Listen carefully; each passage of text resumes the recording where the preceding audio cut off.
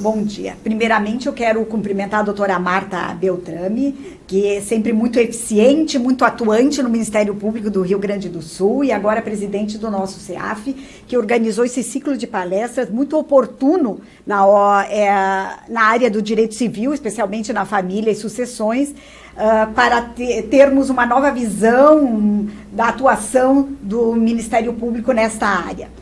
E aqui ao meu lado, meu colega de Procuradoria de Justiça, a doutora Alceu Scheller de Moraes, que vem a mediar esse debate hoje. Gostaria até de, primeiramente, já falar sobre um pouco do currículo dele, porque é grande, ele atua há muitos anos no Ministério Público Gaúcho, dizendo então que o doutor Alceu é um procurador de justiça, lotado nas duas câmaras de família e sucessões e ato infracional e infância e juventude aqui do Rio Grande do Sul. Ele possui graduação em Ciências Jurídicas e Sociais pela Universidade Federal do Rio Grande do Sul, especialização em processo civil pela Pontifícia Universidade Católica do Rio Grande do Sul, especialização em processo penal pela Universidade Luterana do Brasil e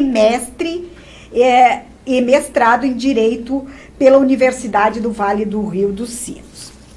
E o nosso facilitador desta manhã, aqui um pouco mais fria do Rio Grande do Sul, todavia ele está lá no calor do Rio de Janeiro, é o doutor Marco Antônio Rodrigues, que ele é o procurador do Estado do Rio de Janeiro, professor da Associação de Direito de Processo Civil da UERJS, da Universidade do Rio de Janeiro, pós-doutor pela Universidade de Coimbra, de Portugal, doutor em Direito Processual e mestre em Direito Público pela Universidade do Rio de Janeiro.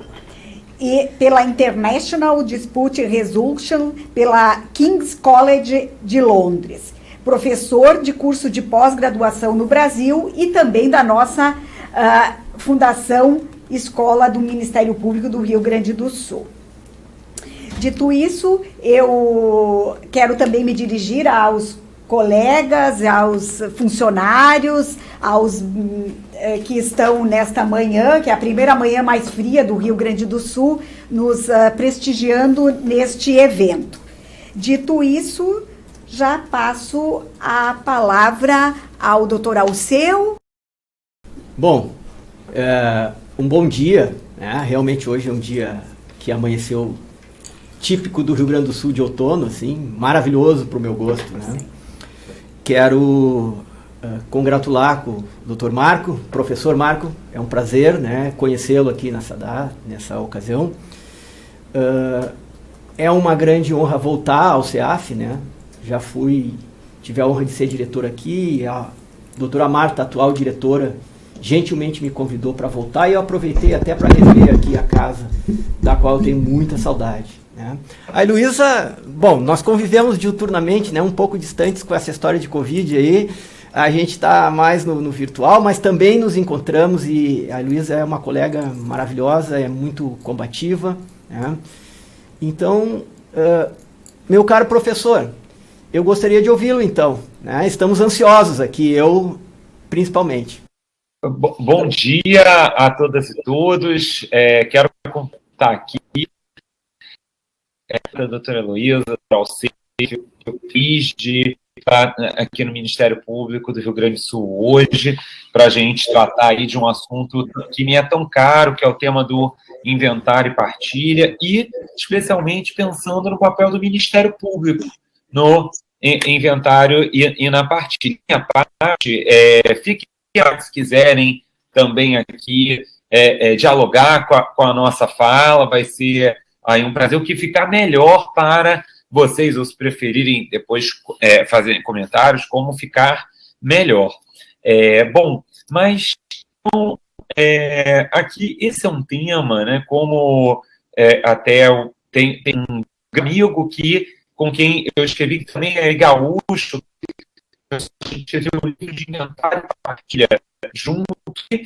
Esse é um tema com que eu já atuava na iniciativa privada durante certo tempo e fui para a Procuradoria do Estado, onde a gente lida com isso também, e em muitos momentos, e aí olhando também sobre o prisma da Fazenda, e aqui no Rio a gente pode advogar sem prejuízo de estar na Procuradoria, então também acabo vivendo um pouco das dores do direito sucessório pela iniciativa privada novamente nos tempos atuais. Então, aqui a minha ideia é procurar trazer algumas reflexões do papel do Ministério Público, à luz do que a gente vê também na prática e em cotejo com as regras do Código de Processo Civil de 2015.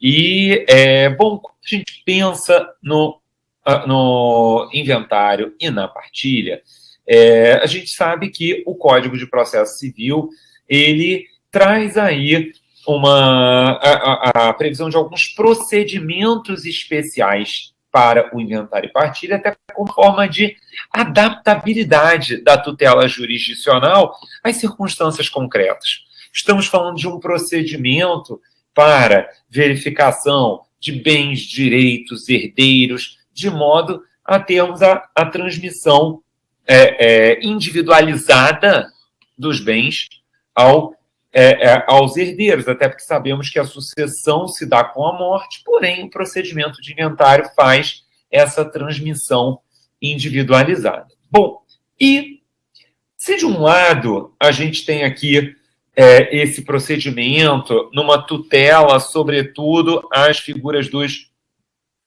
herdeiros, aqui é essa transmissão patrimonial, de outro lado vem a pergunta, bom, mas por que o Ministério Público intervir no inventário e na partilha? Pois bem, aqui eu começo lembrando, e até para a gente poder em seguida dialogar com as regras do próprio, do próprio procedimento, ou melhor, dos procedimentos, como falaremos, de inventário, vejam que o Código de Processo Civil, lá na parte de sujeitos de processo, no livro de parte geral, ele traz aí o papel das funções essenciais à justiça. E ao trazer esse papel das funções essenciais, nos traz o papel do Ministério Público como fiscal do ordenamento jurídico. E aí, como fiscal do ordenamento jurídico, a gente vê que o Ministério Público atua nos processos que envolvem interesse público ou incapaz, interesse público ou social, interesse de incapaz ou litígios pela posse de terra rural ou urbana. Bom, e aí, aqui, então, qual é a primeira premissa que a gente vê? Bom, me parece que o que justifica a intervenção do Ministério Público nos inventários, e aí nós vamos falar agora em seguida das regras do inventário, é a figura do incapaz. O Ministério Público, ele terá aqui um papel de intervenção apenas nos casos de interesse de incapaz. É muito importante termos em mente que o Ministério Público, ele tem aqui funções importantíssimas trazidas pela Constituição da República para ele, concretizadas por vários diplomas, e me parece que só faz sentido aqui essa intervenção efetivamente como incapaz, justificada no 178 do Código de Processo. Daí porque, vejam que logo de plano, me parece que se exclui do inventário, vai se excluir aqui do inventário por arrolamento sumário, a atuação do Ministério. E disso porque a gente acaba vendo, por vezes, os magistrados encaminhando o processo para o Ministério Público. Mas vejam que não me parece aqui se justificar que tenhamos a intervenção do Ministério Público propriamente nesse a intervenção se dá naqueles casos judicial contexto. Inclusive, é o caso, né, que nós temos quando nós olhamos para o artigo 610 do Código de Processo Civil, ele traz para nós que, havendo testamento ou inventário judicial, que nós teremos o inventário judicial. Se tiver testamento ou interessado em mais, que nós teremos o inventário judicial. Ora, esse inventário judicial, então, com a presença de incapaz, justifica que tenhamos a intervenção. Bom, e agora vejam que nesse ponto, né, não aqui, é que nós teríamos plano essa intervenção no âmbito do inventário judicial.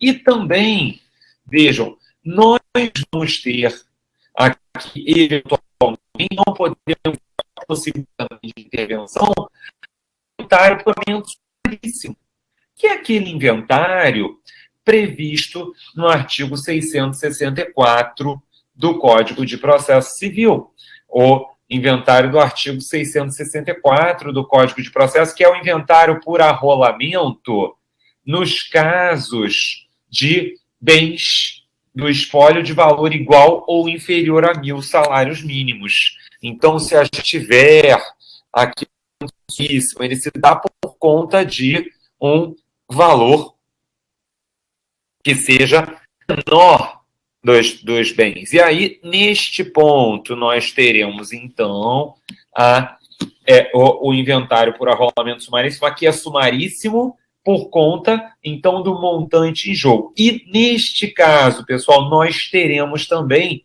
a intervenção do Ministério Público nesse inventário por arrolamento sumaríssimo. Mesmo tendo interesse de incapaz, eu posso ter o arrolamento sumaríssimo? Ou será que tem que ser inventário procedimento contencioso comum?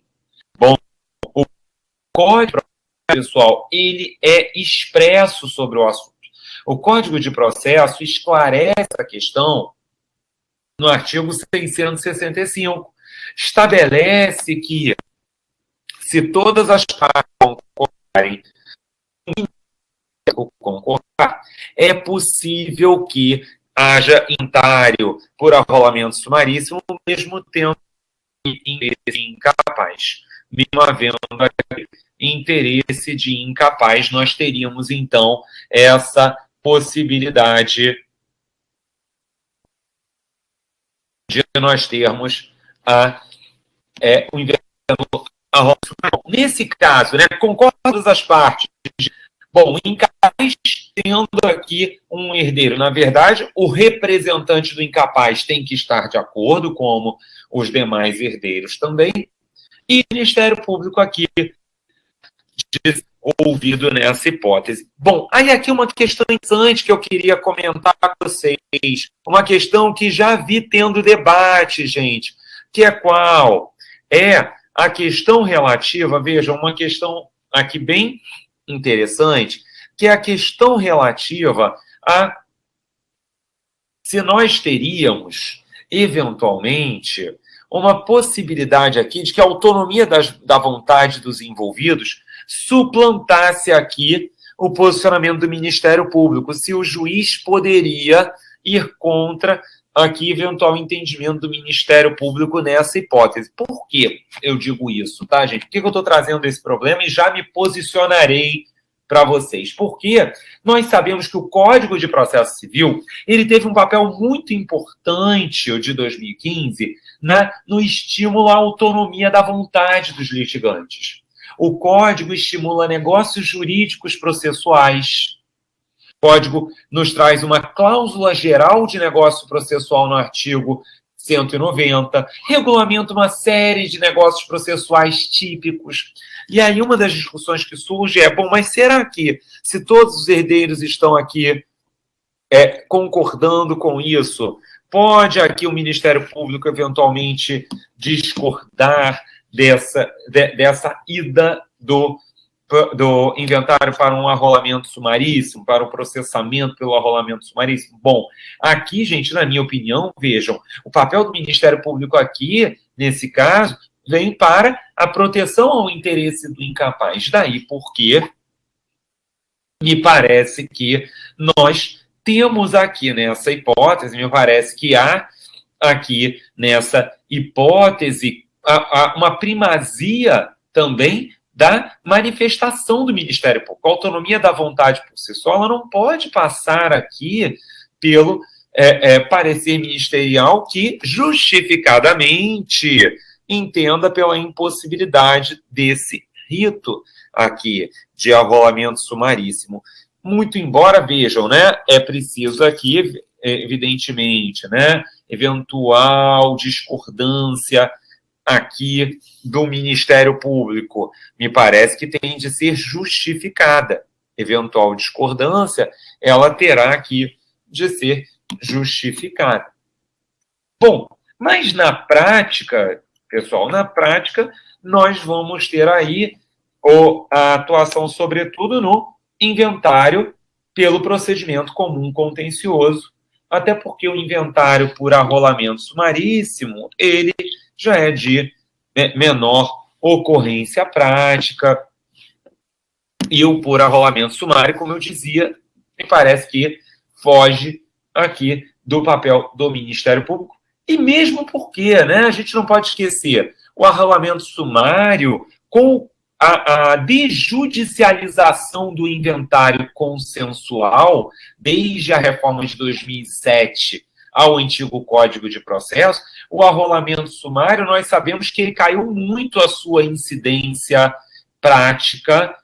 Hoje, a gente acaba vendo ele sendo aberto muito mais, pessoal, né? E aí é algo que eu tenho que chamar a atenção de vocês, ele acaba sendo aberto muito mais ao arrolamento sumário de forma judicial, quando?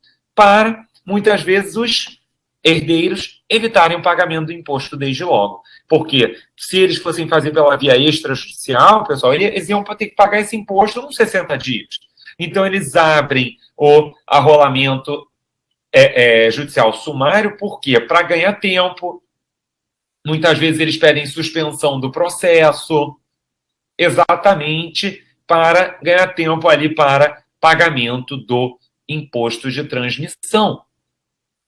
Bom, e olhando para o inventário judicial contencioso, né, um primeiro ponto que eu quero destacar aqui para vocês se refere ao tema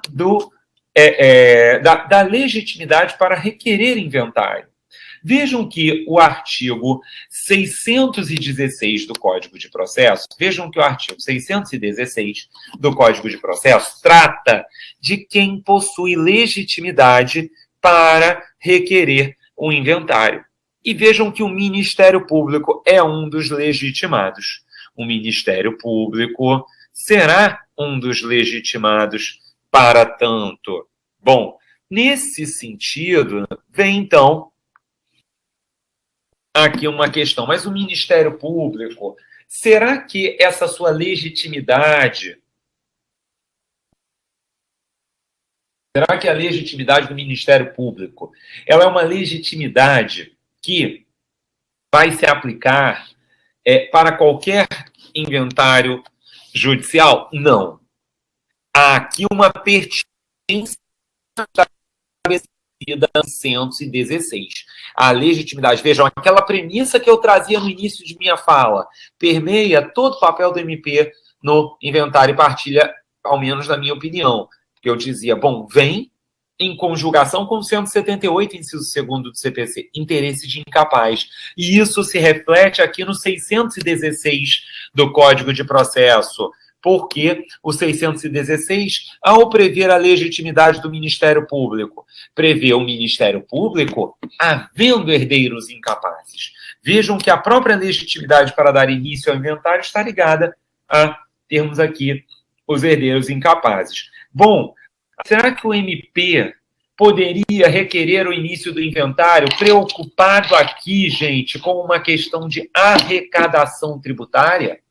será que se justificaria aqui que o Ministério Público, então, requeresse aqui um inventário pelo fato de que verificou em determinado processo que ainda não houve o inventário dos bens de alguém, isso traria, então, um interesse arrecadatório para o Estado?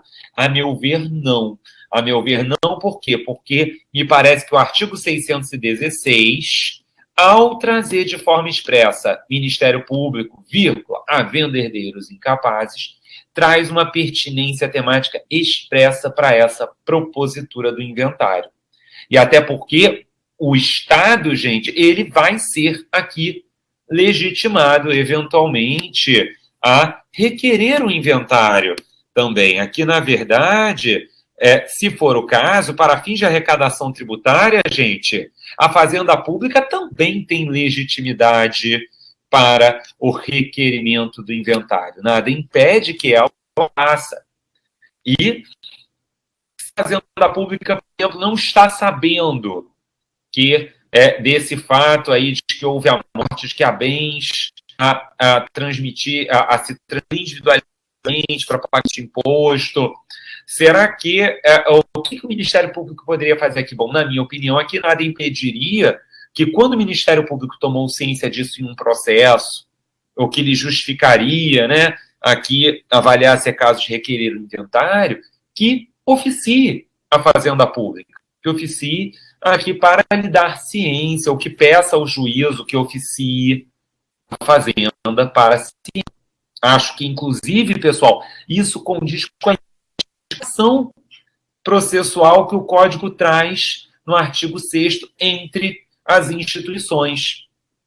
E que hoje eu vejo que como isso vem sendo muito proveitoso. Eu hoje sou o procurador-chefe da área de métodos adequados de solução de controvérsias na Procuradoria do Estado do Rio.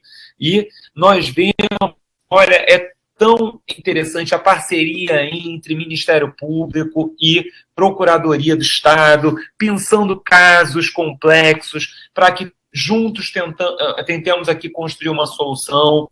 Então, vejam que é nessa esteira que o Código traz dessa cooperação, dessa atuação irmanada entre instituições com papéis tão relevantes. Bom, e da mesma forma, aqui, o Ministério Público, ele no inventário, se não foi quem requereu, é imprescindível a sua intimação, uma vez que haja a apresentação das primeiras declarações. O artigo 626 do Código exige que tenhamos aqui a ação do Ministério Público para se manifestar no inventário pelo procedimento judicial comum, ao prever que após as primeiras declarações, vejam, após elas, pessoal, nós vamos ter o quê? Nós vamos ter aqui a necessidade de citação dos herdeiros e legatários, nós vamos ter aqui a necessidade de citação do cônjuge ou companheiro, porque são pessoas que serão afetadas diretamente pela sucessão, então todos têm que ser citados, em nome do devido processo legal, todos eles têm que ser citados. E temos a intimação do Ministério Público e da Fazenda Pública. Aqui é, então, indispensável essa intimação do Ministério Público e da Fazenda Pública. Bom, e aí, vejam, se o Ministério Público não for intimado, né, o que vai acontecer, portanto? Se o Ministério Público não for intimado, vejam que nós vamos ter aqui a nulidade dos atos processuais, porque aqui, na verdade, isso é uma decorrência do artigo 279 do Código de Processo, lá no capítulo de nulidades. Lá no capítulo de nulidades, a previsão da nulidade dos atos processuais quando o Ministério Público não for intimado a acompanhar o feito em que deve intervir. Bom, então aqui há uma nulidade, portanto,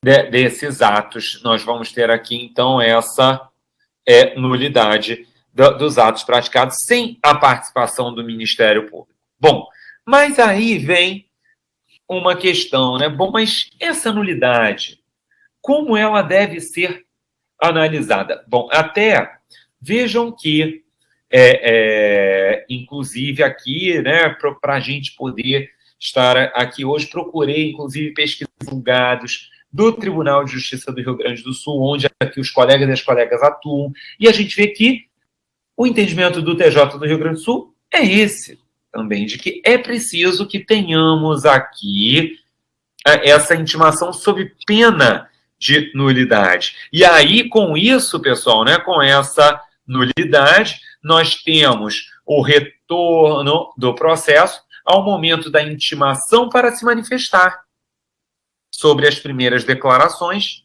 e prosseguimento do processo. Bom, mas eu quero trazer aqui uma reflexão sobre esse ponto. A nulidade aqui é uma nulidade absoluta? Sim. O Ministério Público ele tem um papel indispensável neste processo. Porém, amigas, amigos, me parece que nós temos de olhar para essa nulidade absoluta, tal qual olharmos para as demais nulidades, à luz do que nós temos de olhar para as nulidades, à luz do princípio do prejuízo. À luz do princípio do prejuízo. O que é o princípio do prejuízo? O princípio do prejuízo nós vamos encontrá-lo lá no artigo, lá no artigo 200 e... Só até checar aqui no meu código, 283, parágrafo único, princípio do prejuízo ou princípio do aproveitamento dos atos processuais. Dar-se-á o aproveitamento dos atos praticados, desde que não resulte prejuízo à defesa de qualquer parte. É aquele velho brocardo que vem lá do direito processual francês, pas de nullité sans grille, né? Porque só há nulidade com prejuízo. E aí aqui, embora seja uma nulidade absoluta, me parece que o membro do Ministério Público que oficiar na causa pode avaliar se aqui os atos praticados, se ele está de acordo com todos os atos ou não. Porque se o membro do Ministério Público estiver de acordo com aqueles atos, gente, vejam, neste caso, ele pode entender que não há um prejuízo à tutela do interesse que justifica a sua atuação naquele processo, e por isso não será decretada a nulidade, muito embora haja o vício processual. Porém, se o membro do Ministério Público verifica que naquele momento não é possível afirmar se há ou não prejuízo, gente, aqui, vejam, o membro do Ministério Público vai fazer essa avaliação e vai dizer, bom, requer a decretação de nulidade. Então, aqui, a nulidade, mesmo sendo uma nulidade absoluta, as nulidades absolutas, gente, as nulidades processuais, elas têm uma lógica distinta da nulidade do direito material. Porque a nulidade no direito material ela é um fim em si mesmo, não é mesmo? Às vezes, o que eu preciso é a nulidade pronto de um negócio jurídico. A nulidade processual, não. A nulidade processual, ela faz o processo retornar casas ali do jogo do tabuleiro, para chegar lá no final. Então, aqui é um papel também do Ministério Público de olhar e avaliar. Bom, mas aqui eu já tenho elementos suficientes para dizer que o direito está sendo tutelado e não ter uma necessidade de nulidade? Sim, ainda que o vício seja alegado. É muito importante que isso seja alegado até com um papel educativo para que em casos futuros não se esqueça da intimação do Ministério Público. Porém, com aqui o possível aproveitamento desse ato. Então, aqui é muito importante que isso seja verificado e, a meu ver, então, devemos olhar para essa nulidade absoluta à luz do artigo 283, parágrafo único. E, agora, há situações que isso não é possível ser avaliado. Por exemplo, eu vi um caso no TJ do Rio de Janeiro, gente, que foi bem interessante. Havia um inventário e houve um pedido de alvará para a venda de um imóvel em apenso. Outros autos, portanto. O inventário tinha interesse de incapaz. O inventário tinha a participação do Ministério Público, mas o alvará tramitou em apenso. E aí, esse pedido do inventariante ali não foi objeto de oitiva do Ministério Público. E aí, nesse caso, pessoal, houve uma anulação do alvará para a venda, inclusive porque esse ato impactava diretamente no inventário. O valor da alienação é um valor que impacta diretamente no inventário. A gente não pode esquecer disso, porque vai impactar o monte que vai ser transmitido.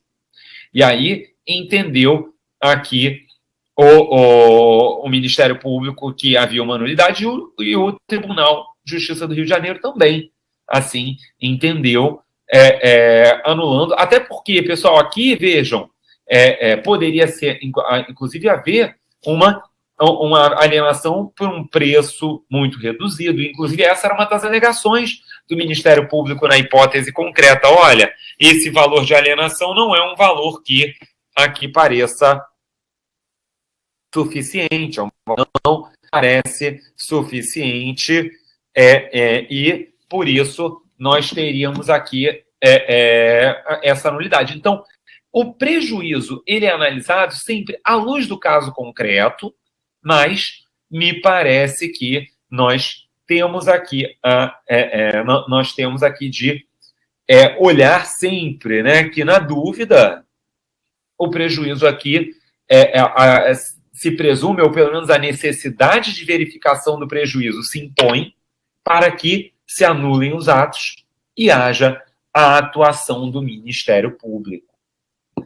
Bom, vejam que sobre esse assunto, gente, aqui eu queria trazer principalmente essas luzes aqui, para também aí poder ouvir aqui os nossos debatedores e toda a experiência deles. E um ponto, inclusive, gente, eu falei um pouquinho disso, mas só quero também trazer mais uma pitada aqui para a discussão, né? Negócio processual no inventário, né? A doutora Heloísa aí me deu a honra de ser professor dela, ela deve lembrar que eu comento que eu sou um grande entusiasta dos negócios processuais de inventário, como instrumentos de maior eficiência no inventário, gente. Agora, o negócio processual, vejam, ele tem que ser um negócio aqui que, se for intervenção obrigatória do Ministério Público, gente, isso vai ter que passar pelo Ministério Público, na minha opinião, porque se impacta o procedimento de inventário, o Ministério Público, se há ali um interesse do incapaz e o representante atua naquele ato ali em prol do incapaz, o Ministério Público terá de referendar aqui esse ato também. Tá? Bom, pessoal, essas eram as luzes que eu queria trazer. Agradeço imensamente aí a oportunidade de estar com os amigos do Sul. Como a doutora Marta dizia, espero que em breve a gente possa estar juntos presencialmente. Eu ia muito aí a Porto Alegre, pré-pandemia, por conta de aulas e outros compromissos acadêmicos, e até os meus amigos daí brincam que eu sou um cariúcho, já de tanto que eu vai tantos amigos que tenho aí, e fico à disposição aqui para os debates com os colegas. Muito obrigado. Professor, eu acho que o professor se traiu quando usou o baita. Tá? Eu já vi que ali a nossa influência aqui, o frio está subindo, mas já chegou, né? Bom, eu queria recuperar duas coisas. Primeira coisa, tá? Que eu acho que é importante, principalmente para os colegas promotores e procuradores. Para mim, uma das maiores incompreensões são os alvarás. O senhor falou do alvará agora há pouco, paralelo ao inventário, né? Mas eu falo assim, o alvará tem um espaço muito importante. Por exemplo, levantar fundo de garantia é por alvará e não tem burocracia nenhuma, e os juízes e os promotores, por vezes, desconhecem isso. Querem que essas coisas que são objetos próprios do alvará vão obrigatoriamente para o inventário e ainda calculem como imposto, né? Então, eu gostaria de ouvir um pouquinho sobre essa questão. E o segundo ponto, que eu acho que é um drama do promotor, tá? É um drama nosso. que eu gostaria de ouvir a sua opinião como quem nos olha de fora. Muitas vezes, os inventários, eles têm um custo de judicialização. Vamos falar aqui, nós não estamos falando só do processo em tese, nós vamos falar da realidade. O custo de judicialização do inventário é imenso. Só o que se paga para o advogado, custas judiciais, etc, etc. Aí você tem um incapaz ali dentro e só pela simples presença do incapaz já obriga a fazer uma avaliação judicial, é ou não é? Na minha experiência, nós aceitávamos as avaliações que o Estado fazia para fins de imposto para não onerar o incapaz. Então, eu gostaria que o senhor nos desse alguma luz sobre alternativas, porque, na verdade, o inventário se torna muito mais caro quando tem um incapaz. Essa é a grande realidade. E a presença do Ministério Público, muitas vezes, torna o inventário mais caro ainda, né? Por causa dessas exigências. E como é que nós faríamos? Porque isso é um contrassenso. Se eu tenho que proteger o incapaz, eu não posso tornar a herança dele menor por causa desses custos. Legal. Muito boa. E essas informações eu achei super pertinentes aqui, doutor Alceu. Olha, só faltou falar capaz, né? Que meus amigos aí usam muito capaz também.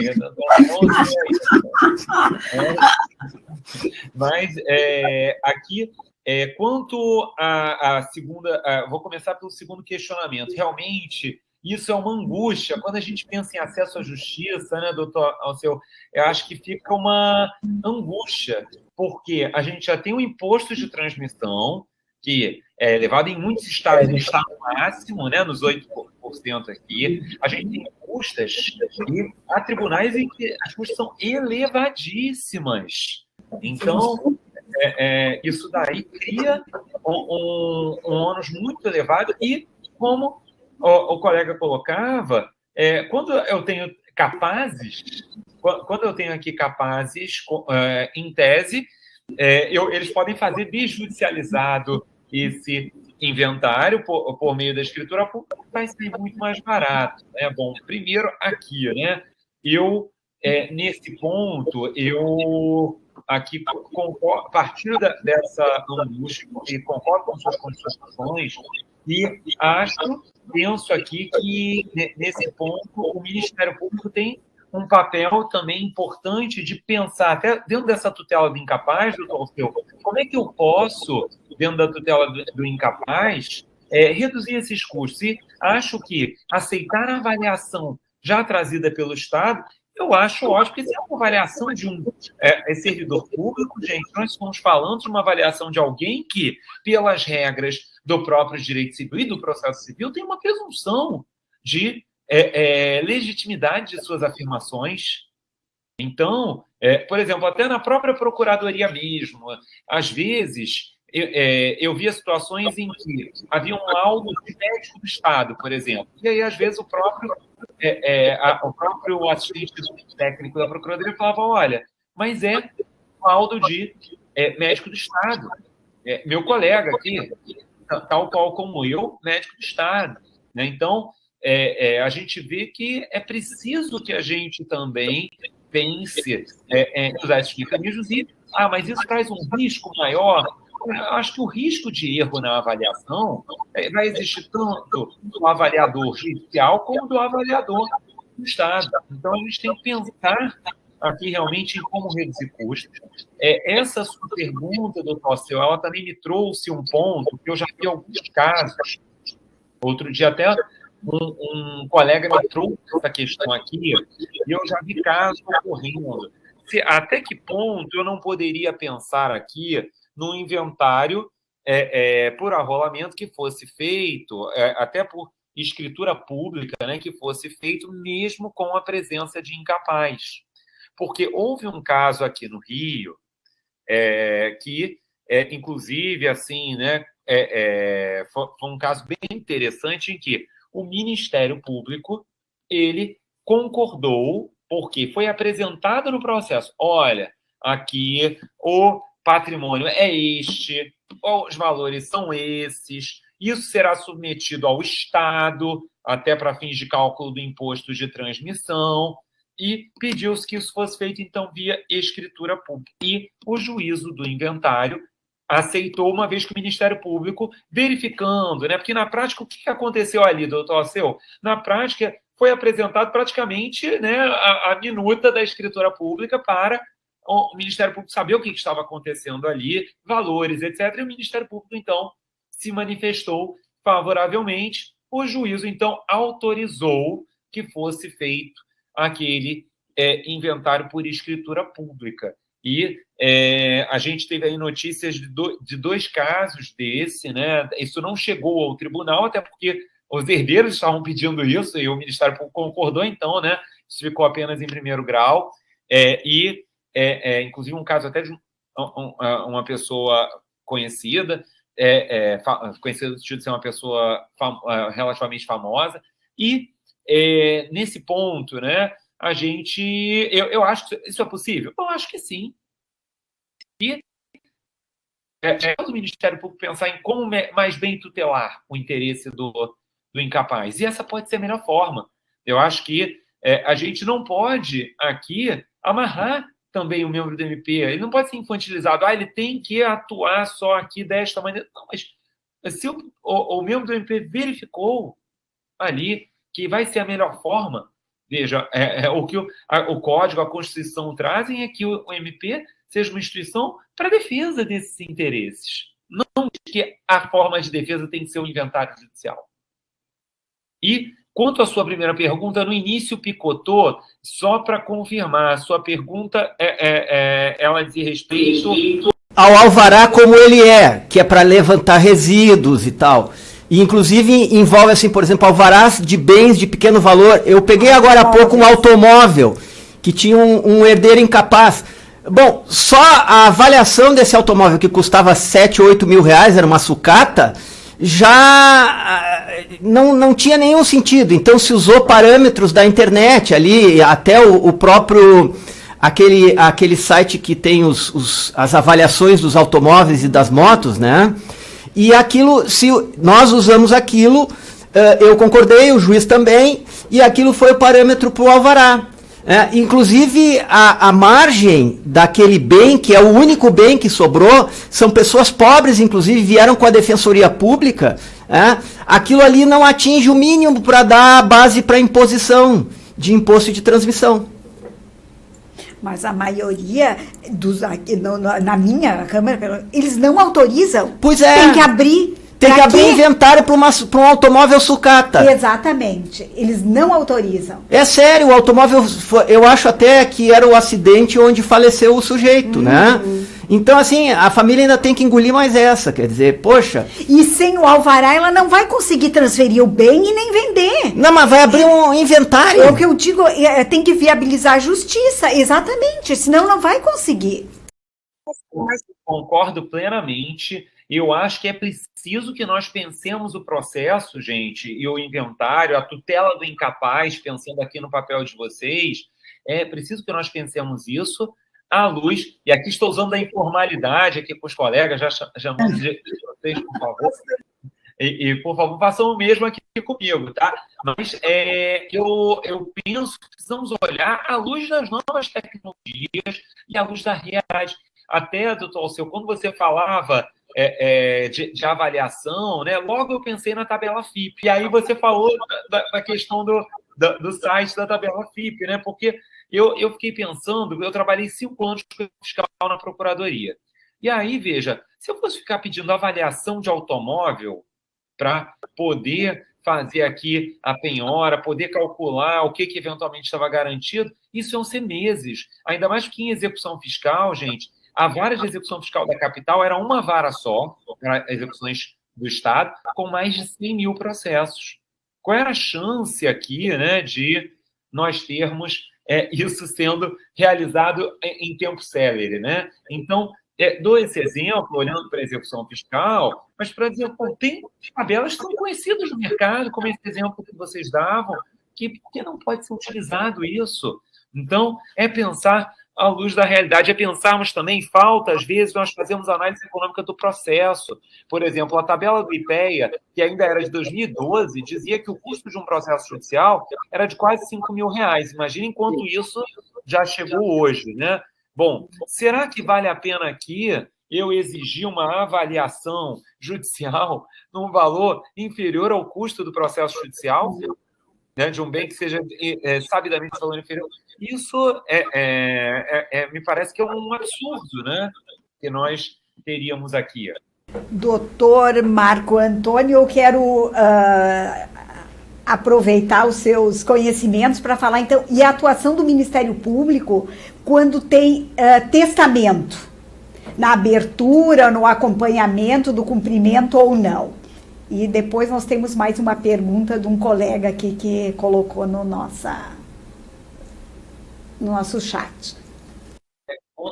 Quanto à atuação no cumprimento de testamento, doutora Luísa, sabe que quando a gente estava refletindo para escrever o livro, essa é uma coisa que eu fiquei pensando muito, sabe? Mas será que o MP, será que a gente poderia pensar em situações em que o MP pudesse de intervir, até para que ele possa se focar, o promotor de negociações focar naqueles casos que realmente vão exigir muito dele?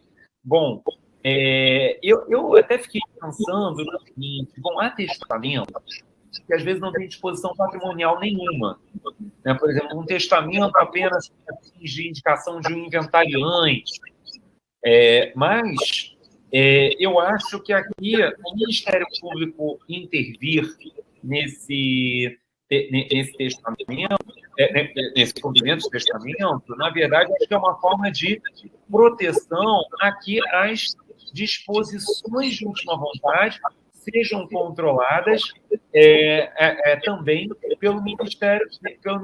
Acho que esse foi o espírito da lei. Embora eu não ache, será que o Ministério Público também precisaria atuar nisso? Será que não basta o juiz fazer esse controle, gente? Será que não bastaria o juiz fazer esse controle? Eu acho que esse foi o espírito da lei, sabe, doutora Heloíse? Mas eu acho que também é um ato jurídico aqui que será que não bastaria o juiz controlar isso? Ou talvez só no caráter patrimonial, né, de controle, mas fica aqui minha reflexão.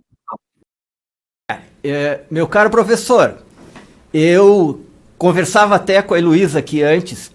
Essa é uma questão para mim, eu acho que nós estamos numa seara religiosa, tá? Aquela coisa do culto aos mortos.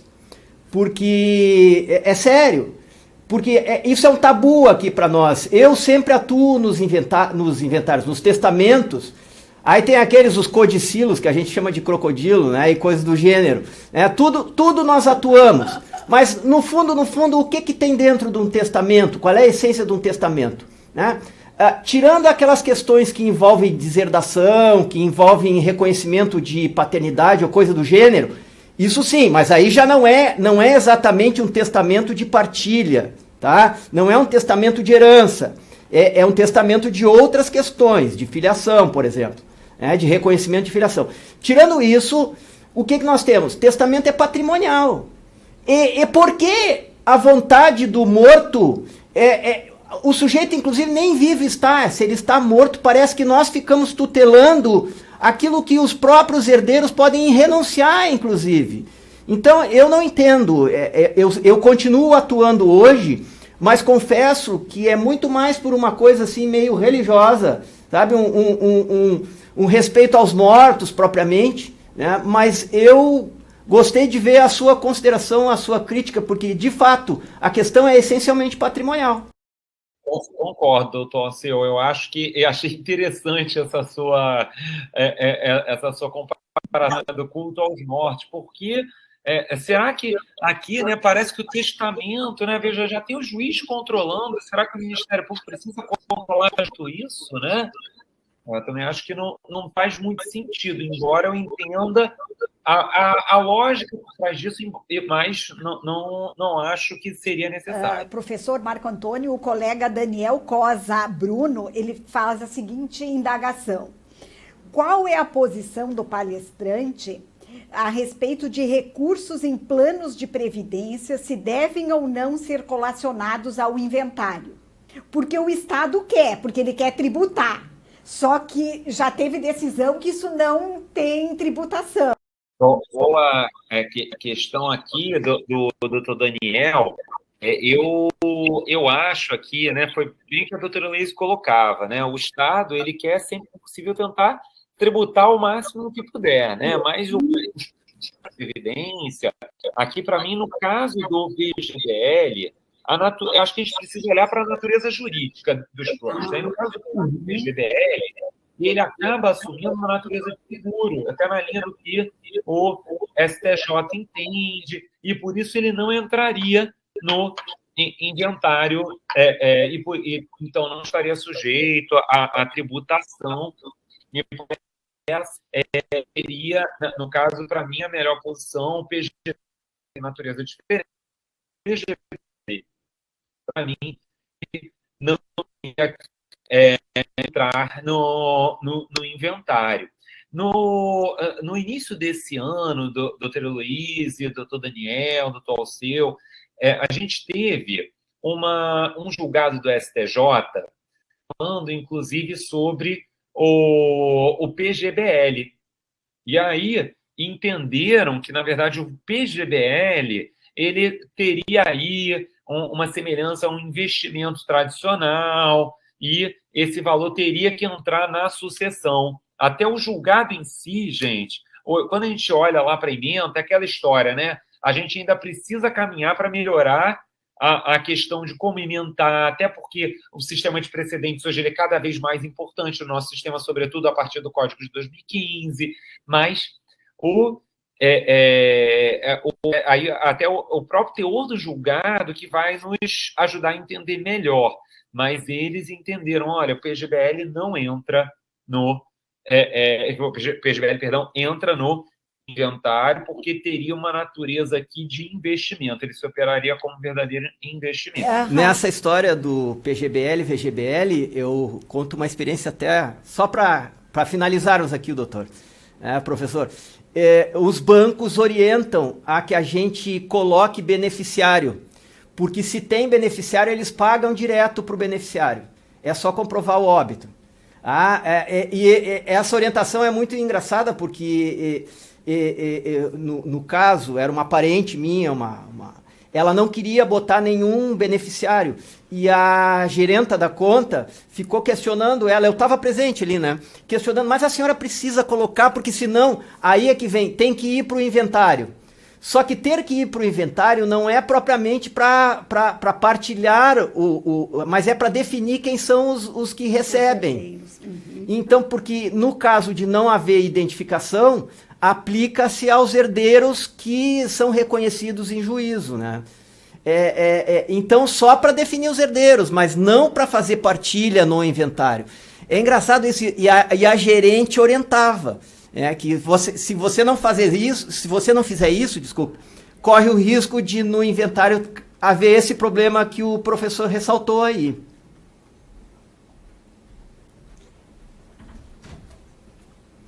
Mas é interessante essa questão. Sim. Porque o meu marido estava fazendo inventário do pai dele, ele tinha, que era da Associação do Ministério Público do Rio Grande do Sul, tem, né? A Isso. mútua. Ele tinha quem eram os beneficiários e ainda eles colocaram no inventário. Eu disse para ele, não coloca isso aí, porque é um valor a mais de tributação que eles vão te cobrar e não precisa. Mas, enfim, entrou. Então, vai ter que pagar um pouco mais. Mas essas coisas que a gente tem que saber, porque essa tributação é muito elevada, realmente. Eu, particularmente, tenho uma opinião que acho que não deveria ter esse imposto de transmissão causa-mortes. Porque se tu tá recebendo bem, tu não precisa estar pagando mais. Mas é uma posição pessoal minha. Eu lá na minha casa, que o meu marido é procurador do Estado, como o senhor, a gente debate isso. Ele diz que tem que pagar. Eu entendo que não precisaria ter esse imposto, mas aí é uma opinião minha pessoal, né? Eu já como Eu uma... acho que, realmente, assim, eu acho que o problema é que, muitas vezes, até por conta dessa confusão arrecadatória, né, essa preocupação arrecadatória, isso acaba prejudicando o beneficiário desse plano, né? Porque uma das preocupações que a pessoa tem quando faz um plano de previdência privada, claro, pode ser uma preocupação de aposentadoria, sim, né, real, mas também tem uma preocupação de planejamento sucessório, muitas vezes por meio do plano de previdência privada. E aí, isso para o inventário, de certa maneira, a minha preocupação, né, exigir, né, que isso seja um bem inventário e sujeito a imposto, eu acho que pode, de certa maneira, até trazer e contra a segurança jurídica que se esperava quanto ao organismo, que é, inclusive, uma das que inclusive é um dos fundamentos que o vende, né, especialmente no VGBL. Sim. É que já tem um imposto causa entre vivos, nos negócios jurídicos. Aí mais o causa mortes, mas todo o sistema brasileiro se sustenta a partir disso, né? Então, a minha posição é pessoal mesmo. Bom, infelizmente, estamos chegando já ao nosso horário de encerramento. E eu pediria que, então, começando aí pela Heloísa, cada um fizesse suas considerações finais, assim. Realmente a matéria é rica, ela é uma matéria que precisa ser debatida, não só no Ministério Público, mas em toda a sociedade, porque, na realidade, as colocações que vocês fizeram aqui é muito importante. Eu acho que o Ministério Público sempre e tem um papel importante de proteger os incapazes, mas, como disse o Alceu, também tem que ter o olhar da contemporaneidade, né? De que as legislações estão cada vez mais caminhando para que esteja o conjunto entre a proteção, mas que isso não interfira diretamente por uma burocratização ou por um olhar sobre as regras.